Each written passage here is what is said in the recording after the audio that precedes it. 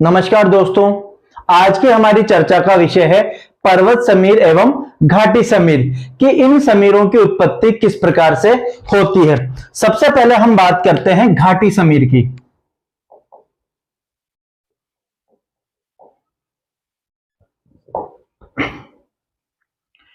कोई भी पर्वतीय क्षेत्र होता है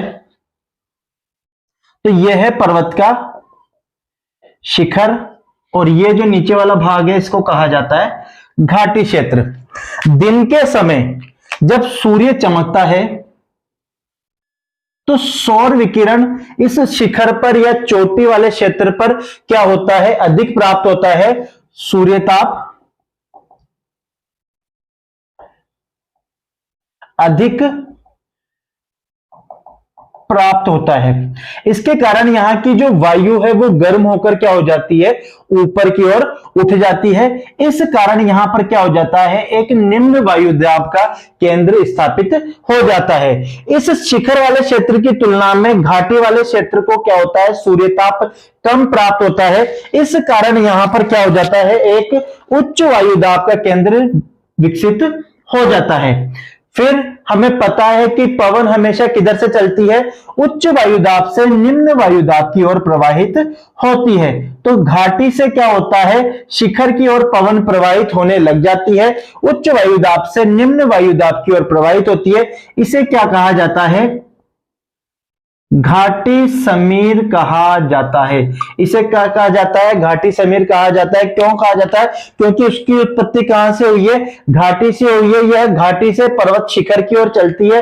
क्यों चलती है, दिन के समय सूर्यताप शिखरों पर अधिक प्राप्त होता है, जिसके कारण वहां की वायु गर्म होकर ऊपर उठ जाती है। शिखरों की तुलना में घाटी क्षेत्र में सूर्यताप कम प्राप्त होता है। इसके कारण यहां पर क्या हो जाता है, एक उच्च वायुदाब का केंद्र विकसित हो जाता है। पवन हमेशा उच्च वायुदाब से निम्न वायुदाब की ओर चलती है। इसे क्या कहा जाता है, घाटी समीर कहा जाता है। अब बात करते हैं पर्वत समीर।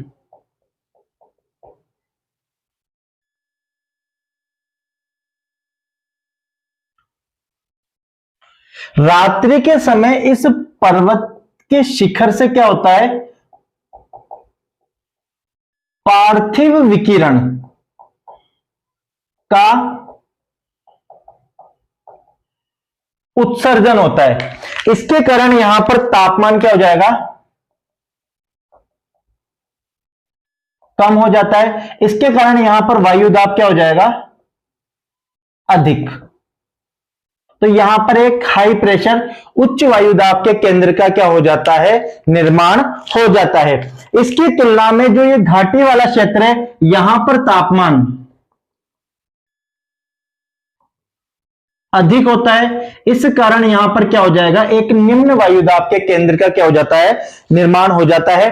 पवन हमेशा किधर चलेगी, उच्च वायुदाब से निम्न वायुदाब की ओर चलती है। तो यह पवन कहां से चल रही है, पर्वत के शिखर से चल रही है, कहां की ओर, घाटी की ओर चल रही है। इसे कहा जाता है पर्वत समीर। इसे क्या कहा जाता है, पर्वत समीर कहा जाता है। और यह कब चलती है, रात्रि के समय। जब पार्थिव विकिरण अधिक होता है तो पर्वतों के शिखरों पर तापमान क्या हो जाता है, काफी कम हो जाता है, जिसके कारण यहां पर एक उच्च वायुदाब के केंद्र का क्या हो जाता है, निर्माण हो जाता है। घाटी वाले क्षेत्र में शिखर की तुलना में तापमान अधिक होता है। इस कारण यहां पर एक निम्न वायुदाब के केंद्र का विकास हो जाता है। पवन हमेशा उच्च वायुदाब से निम्न वायुदाब की ओर चलती है, तो इसे क्या कहा जाता है, पर्वत समीर कहा जाता है।